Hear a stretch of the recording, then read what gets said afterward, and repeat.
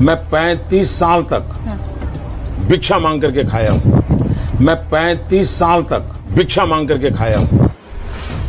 अब ये मत पूछिएगा कि साहब जब 35 साल तक भीख मांगते रहे तो क्या अक्खा इंडिया में एक भी ऐसा बंदा नहीं मिला जो नरेंद्र मोदी, माफ कीजिएगा बाबा नरेंद्र नाथ मोदी जी महाराज से एक बार भी पूछ सके कि गुरु तुम तो इतने हट्टे कट्टे हो फिर भी भीख मांगते शर्म नहीं आती। तो भाई लोग ये तो साहेब का ही जलवा है कि साहेब ने बचपन में चाय बेची मगर किसी ने नहीं देखा। साहेब ने स्कूल में पढ़ाई की मगर कोई क्लासमेट, कोई बैचमेट और कोई स्कूल फ्रेंड सामने नहीं आया। साहेब ने कॉलेज में पढ़ाई की मगर कोई टीचर सामने नहीं आया जो बात कर सके कि उसने साहेब को पढ़ाया है। सोचिए 1992 में साहेब 42 साल की उम्र में आडवाणी के रथ पर दिखे थे। तब आडवाणी जी सांसद थे।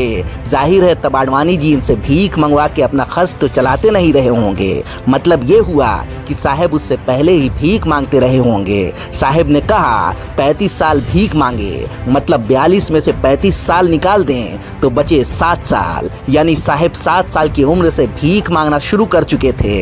इस निष्कर्ष के बाद कई अहम सवाल उठते हैं।